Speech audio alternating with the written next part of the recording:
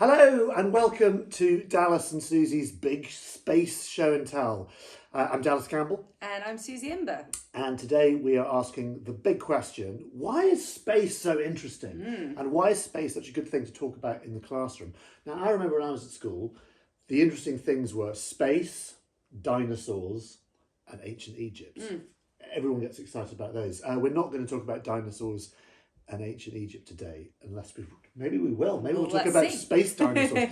We're going to talk a little bit about space. Now, you're a space scientist. What does that mean? Yes, I'm a space scientist. I'm a professor of space physics. And I'm really interested in thinking about how the sun affects the planets in our solar system. So we build and launch spacecraft across the solar system, and we're interested in answering those big scientific questions.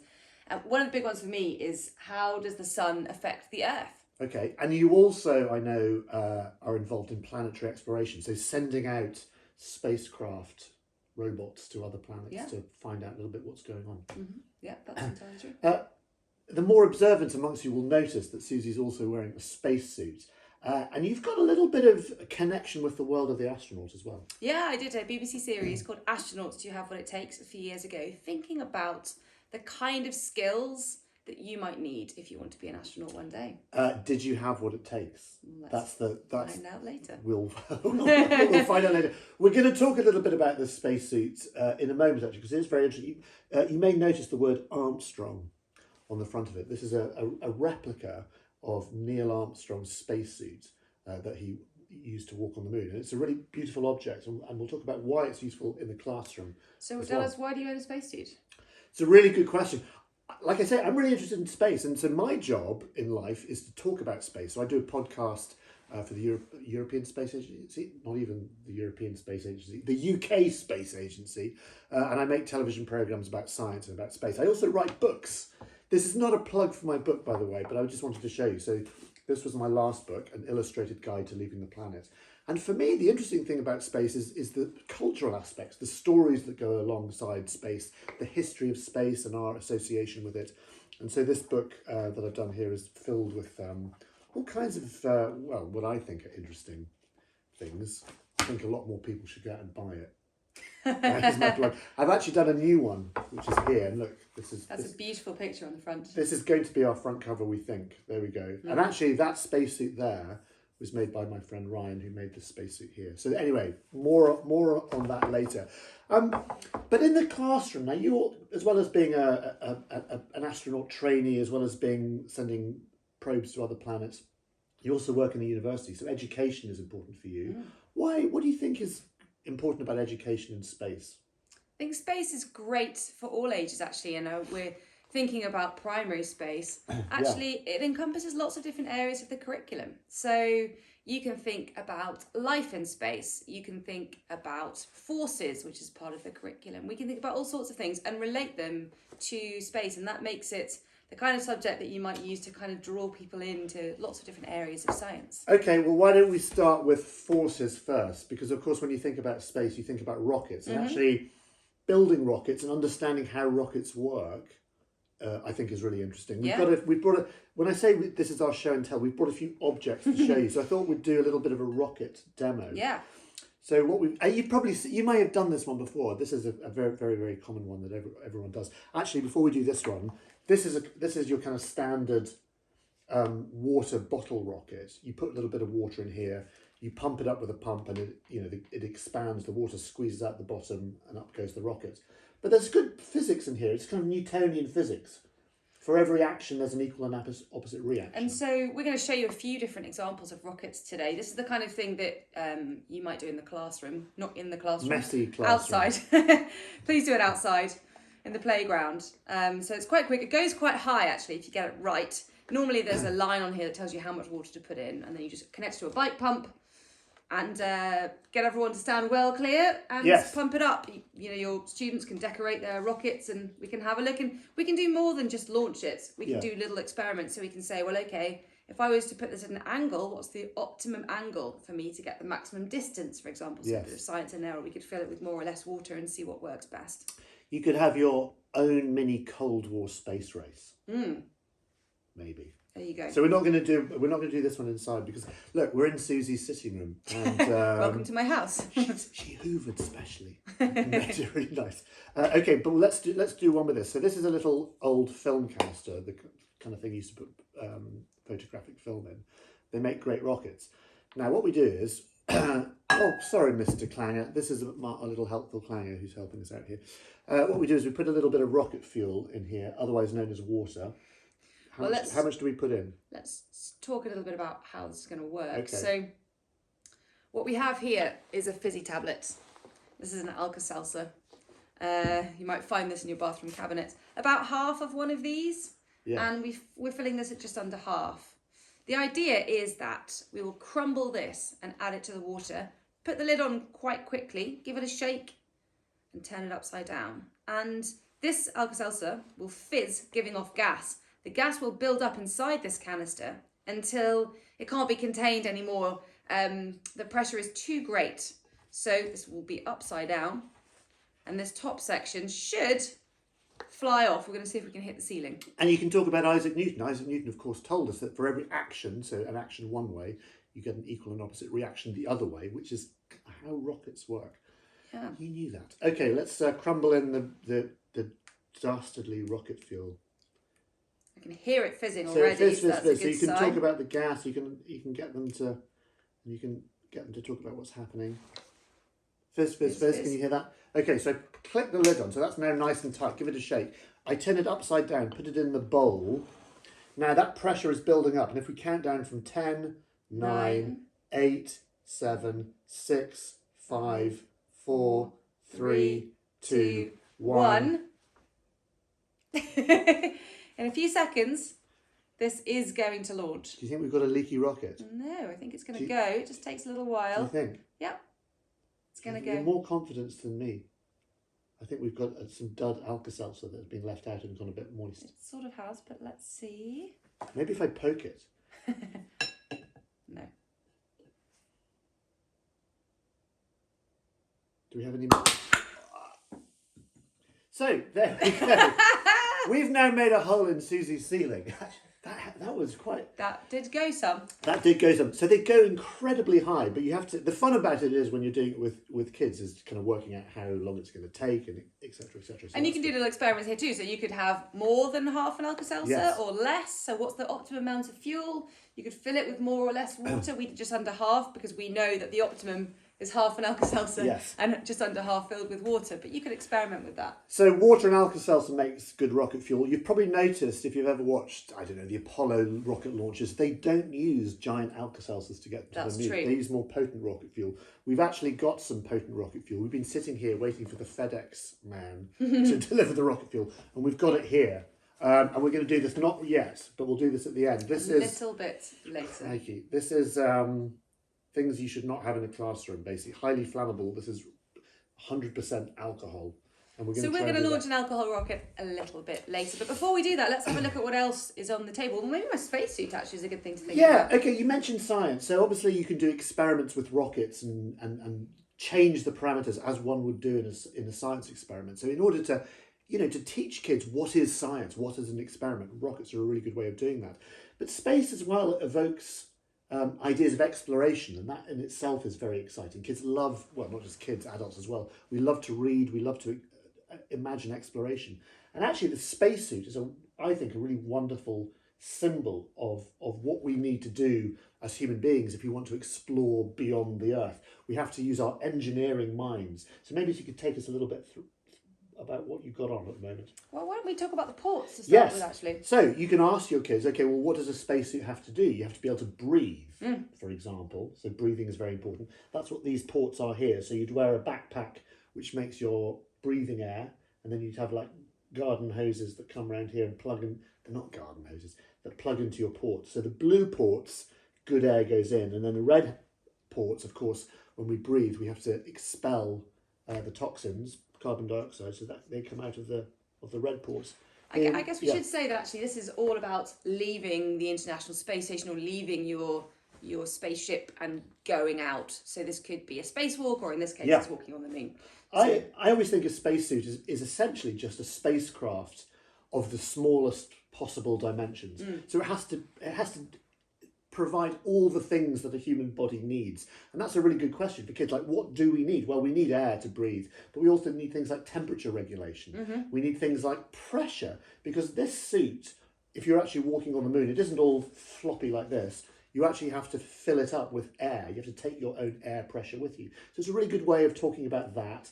It's a really good way of thinking about, well, you have to work out where it is we're going. So every different environment you might be going in space would need a different kind of suit depending on what it's like. And I think this pressure is a really good point to bring up, because actually I want to have some pressure here. We have some air pressure around us. That's how we're used to living. So I'm going to want to have that when I go on the moon, some air pressure around my body. I could blow this up with lots and lots of air. So there's air for me to breathe and I feel comfortable because there's lots of pressure. But if I put too much pressure in, I have a problem. Yeah, so here's a balloon. So that's what a spacesuit uninflated looks like, floppy balloon. But as soon as you put air into something, it becomes really stiff and rigid. And that's a problem. If you're an astronaut and you actually need to do your work on the moon. And I'd like to be able to bend my arms. You need to be able to bend your arms. Move my legs. And that requires engineering. So engineers, when they first developed spacesuits, had to figure out that balance between mobility and being able to move, and so they came up with these bellow type joints. And that's a great question for kids, getting them to think about that, how you would engineer a spacesuit. Air pressures are one of those weird things. I still don't quite understand it, because when we're in Susie's living room, I don't feel the weight, if that's the right word, not quite the right word, of air, because it's pushing all around you. A bit like being in a swimming pool, you don't really feel the weight of the water.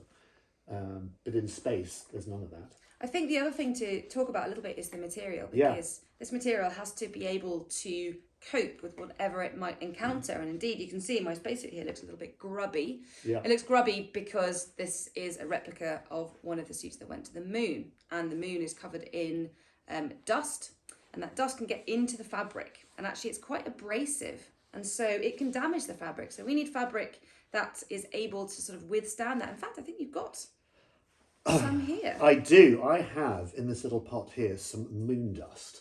If I take the lid off, you can actually have a little look at it. So this is, you can see how grey. It's very, very fine, almost like a talcum powder. I say this is moon dust. It's actually a bit like my suit. This is replica moon dust, because the only moon dust that we actually have on Earth was brought back by the Apollo astronauts in the 60s and 70s.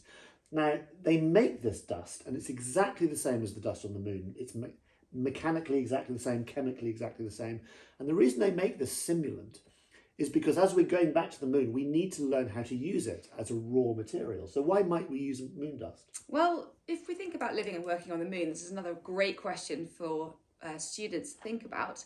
Then we're going to have some kind of lunar village, and you can look up, there are images from the space agencies, ESA and NASA, talking about what that might look like. And it's all very well being in a spacesuit walking around the moon, but if we're going to be there for any length of time, then we need places to live more permanently. Now, one of the main challenges of living on the moon is the radiation environment. So radiation is high on the moon, and we need to protect ourselves. Now, on the Earth, we have a magnetic field that's protecting us pretty well, but the moon doesn't have that in the same way. And so we might choose to make very thick bricks and live in an environment where we have a lower radiation, where the bricks might be able to absorb some of that radiation. And what building material do we have? So we can use this basically like a concrete, which is very, very useful. The other thing we've learned about, Well, we compress it, we sinter it, compress it to make bricks out of it, essentially. And there's already lots of programs looking at how to do that. Yes. As well as it being a building material, chemically it's very interesting, because one of the things we've learned about the moon is there is ice on the moon, water ice, particularly at the lunar South Pole, which is why all the different countries and companies are heading towards what's known as Shackleton Crater at the South Pole, because we think there's lots of ice there. Because with ice, suddenly you've got hydrogen and you've got oxygen. So with hydrogen, you can make rocket fuel. Oxygen, you can make breathing material. So suddenly, with this stuff and with the ice on the moon, we can learn to live off the land. There's a company called Blue Origin, which you will have heard of, Jeff Bezos' company. And I was amazed. I couldn't believe it. They've actually manufactured solar panels, like miniature solar wafers, just like a solar panel you'll have at home, entirely made out of this. So they've extracted all the minerals of silica and what have you from lunar simulants. and made a solar panel so we can provide energy on the moon. That's amazing, isn't it? When the solar panels are lit by the sun. Oh, yes. Perhaps phases of the moon is maybe Yes. something else that you might be doing with your students, so something to think about when the lunar surface is in shadow. I'm fascinated by the moon. Anyway, so there's some moon dust for you. One more thing about the spacesuit before we moved on. You will have noticed, as well as the things like communication ports, I noticed, Suzie, you've got the communication hat here. Actually, here's an interesting thing. Ooh, my little microphone's fallen out. Here's a little interesting thing here. Do you know why they have two microphones on the communications hat rather than one microphone? Yeah, because actually, when you're on the lunar surface, if something goes wrong, you need a backup. Yes. And so here we have two microphones, just in case one of them has a malfunction and you're able to use the other one. Redundancy, it's called. One of the great activities I love doing with students is getting them to design spacesuits and thinking about all these different things. One very important thing before we move on from spacesuits is, as well as all the kind of gubbins here, you've got these badges. So there's the NASA badge, which of course you'll recognise, the National Aeronautical and Space Administration badge here, but also this one. This is the Apollo 11 badge. And actually getting kids to think about mission patches. What are the images you put on the mission patches? Do you have names? I've got another one here. This is, I think you went to see the space shuttle launch, didn't you? STS-133, one of the last space shuttle launches. You know what STS stands for? Tell me. Space Transport System. That was less exciting than I was hoping for. It's really dull. But you can see here the names of the astronauts that were on that mission. And that one, here's an interesting fact for you. The Apollo 11 mission patch is the only space mission patch not to have the names of the astronauts on. But it's got a really lovely picture. It's got a picture of an eagle, which was the name of the lunar lander. And the eagle has in its talons an olive branch, which is lowering to the lunar surface as a symbol of peace. And it's a great way of getting kids to use their artistic skills, thinking about what would you put on a mission patch? What is your mission all about? Is it about the science? Is it about political things like that? Here's another one I've got here. This is one of my favourites. This is from Gemini 5 from the 1960s. It's got the name of the two astronauts, Gordon Cooper and Pete Conrad. And it's got a covered wagon with 8 days or bust.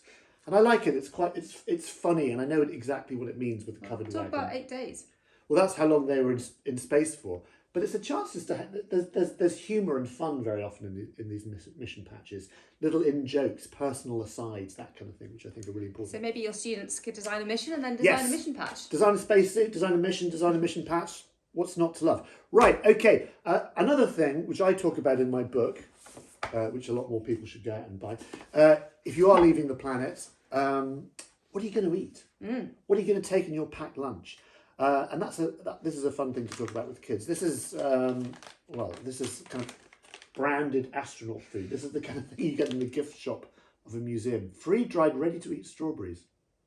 I've opened it, as you can see, and inside is a strawberry, but it's very, very light, and it's very, very dry and doesn't look very appetising. So just tell us a little bit about what's going on here. Well, if you want to launch anything into space, there's a cost associated with that, and it's expensive to launch heavy things. So you want to have the minimum mass possible. And as a result, your food then should be as light as possible. So by taking all the water out, we are able to make very lightweight food that we can then hydrate later. We do this when we climb mountains as well. Similar idea. If I want to climb a mountain, I don't want to carry 3 weeks or 4 weeks worth of normal food that I would eat down here because it would be too heavy. So we're going to have to take the water out, make it as light as possible, then find some source of water where we're going, perhaps melt ice to get water. The moon, for example. And then we're able to rehydrate our food and eat it. I think it's a really good thing to do with students as well, get them to design space menus, because as well as it being, as you say, it needs to be light and transportable.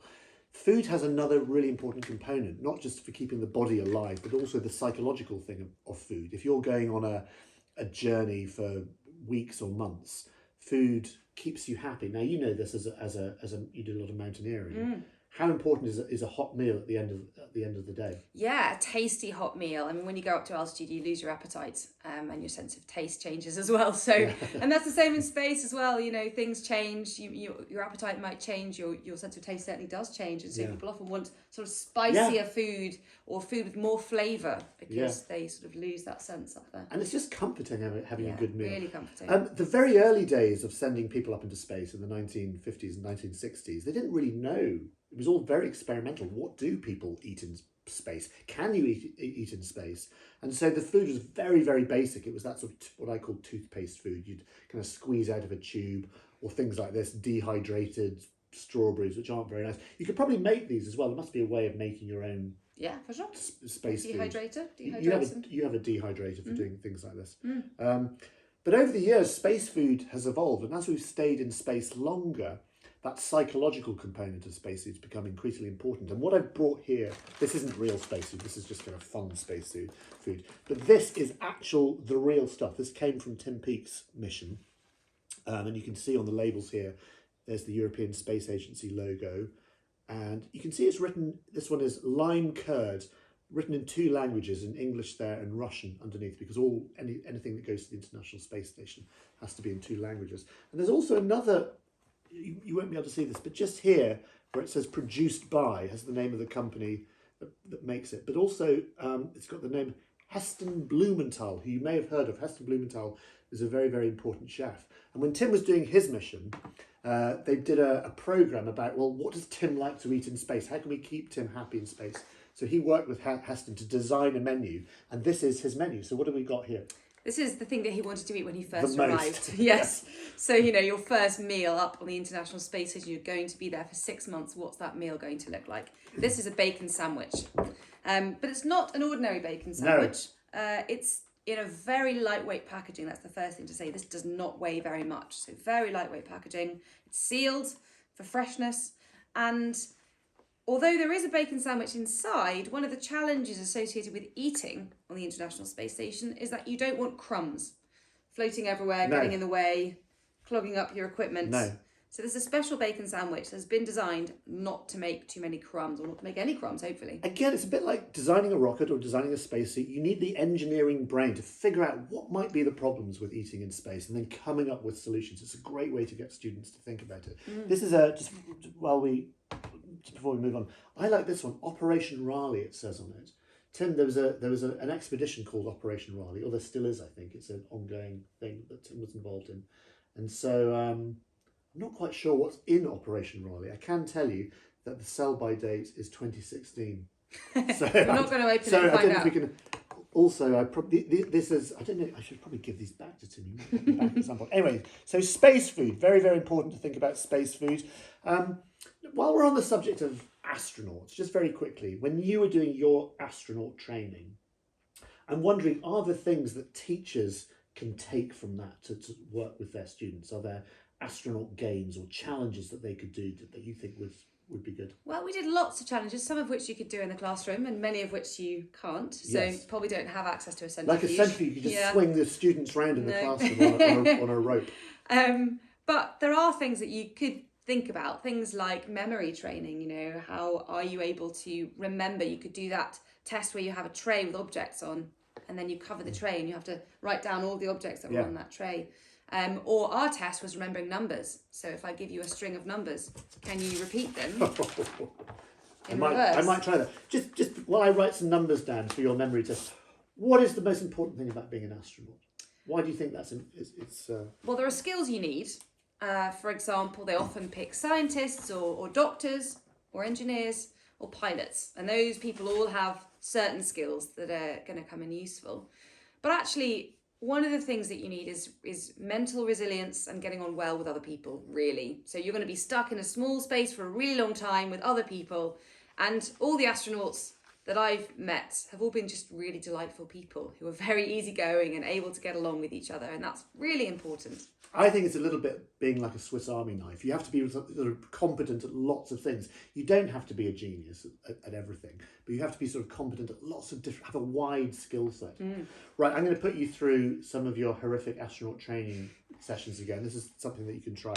So I've written down a string of numbers, And I'm going to read out the numbers, and you have to repeat them, but backwards. How many numbers are you going to read out? Well, we'll start with 1 as a demonstration. Okay. And then we'll build up and see how many you can do. Are you ready for this? Yes. Okay, are you ready for this? Good. Okay, so the first numbers I will read are 1 and 9. 9, 1. So she repeats them backwards. Well, let's get to 3 numbers. 1, 9, 3. 3, 9, 1. 1, 9, 3, 8, 5. 5, 8, 3, 9, 1. That's very good. Right, let's go up to 1, 9, 3, 8, 5, 8, 6. 6, 8.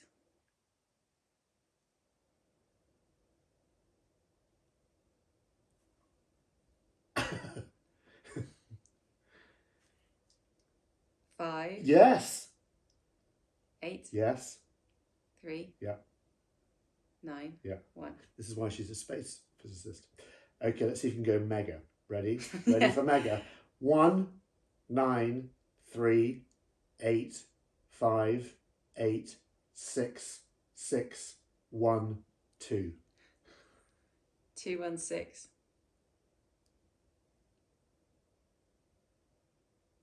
6, 8, 5, 8, 3, 9, 1. Oh my! How many was that? 1, 2, 3, 4, 5, 6, 7, 8, 9, 10. That was 10 numbers.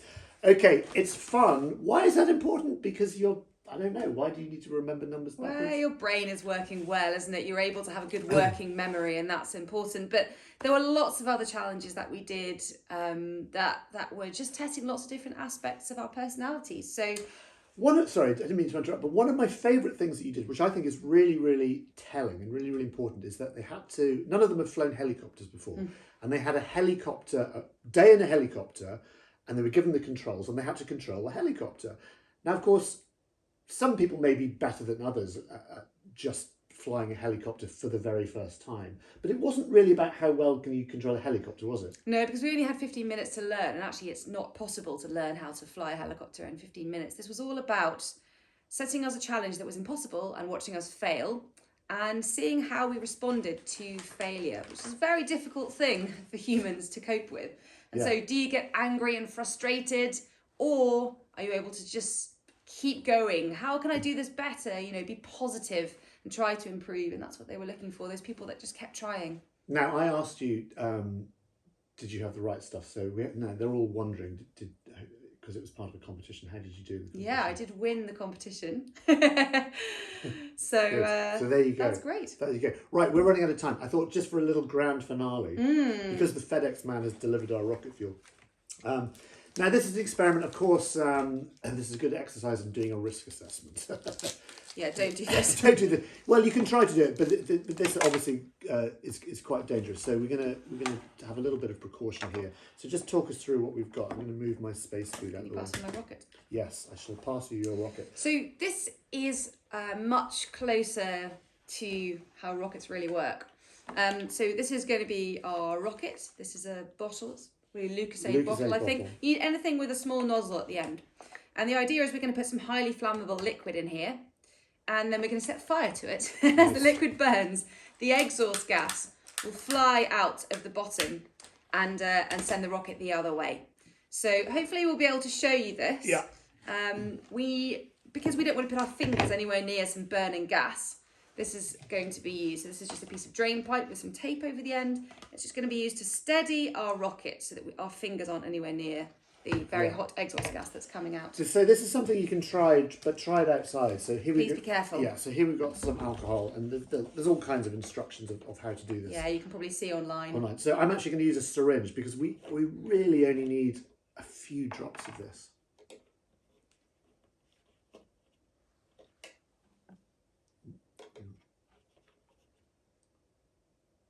So we're going to get some rocket fuel, we'll pour it in. Now, I don't want this in its liquid form. I actually want it as a gas. Gas is going to ignite. And so while we're pouring this in as a liquid, it might be a bit more than that actually. You might need a bit more. No, What do you think? I think we need a bit more. Okay. I'm going to do a bit more. Hold on. I will be shaking this. Talking amongst yourselves. I've got my finger over the end, I'm shaking it, and I'm turning this liquid into a gas. And it's the gas that's going to burn. So we'll just get a little bit more fuel in here just to be sure. Thank you. I'm going to get a paper towel because I just poured it all over my hand. So yes, so the liquid's evaporating just in the ambient temperature of the room. So we don't want to set fire to liquid, we want to set fire to the gas. I'll put this down. So now I've got in here, I've got a gas that's highly flammable. Oh, so we're going to put some safety goggles on, I think, yes, we are. for this. Always safety goggles with this. If there's any lawyers watching this, just turn away now. Yeah, you should look up some instructions online actually for how to do this. You want to, if there's any liquid left in here, you want to pour it out. Now there isn't any liquid in mine, but if there was to be liquid, I would be pouring it out, because what I don't want is flaming liquid falling from the nozzle, setting fire to my house. Exactly. So that's good. Okay, so I'll get the light and we'll aim it. Should we aim it at the? See if we can hit you in the nose. See if we can hit you with the nose. Are you ready? Okay. Yeah. 3, 2, 1.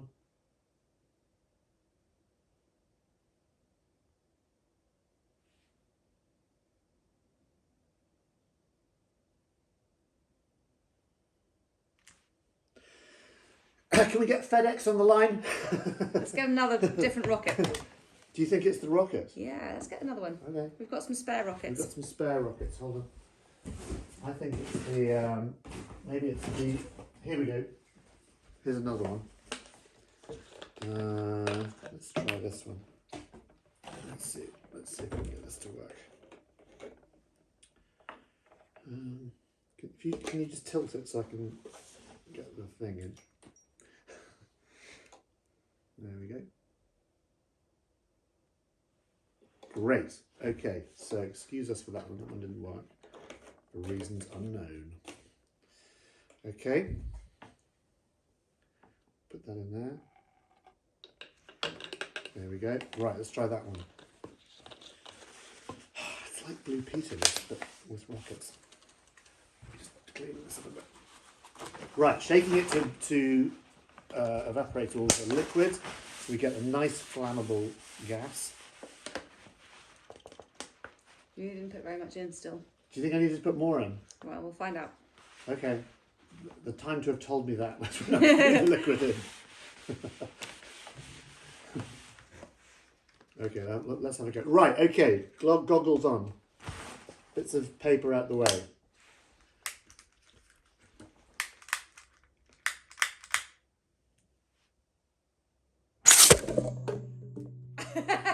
It worked! It worked. Okay, I think that's all from us. So there you go. So anyway, sometimes they work, sometimes they work not very well, sometimes they don't work at all. But they're fun things to experiment. So you can try water rockets, Alka-Seltzer rockets, alcohol rockets if you're feeling brave. Please be careful. But please be careful. Anyway, I hope that's given you some ideas. I have really enjoyed today. Yeah. It's been really fun. Thanks for Thank joining you very us. much. Bye. Bye.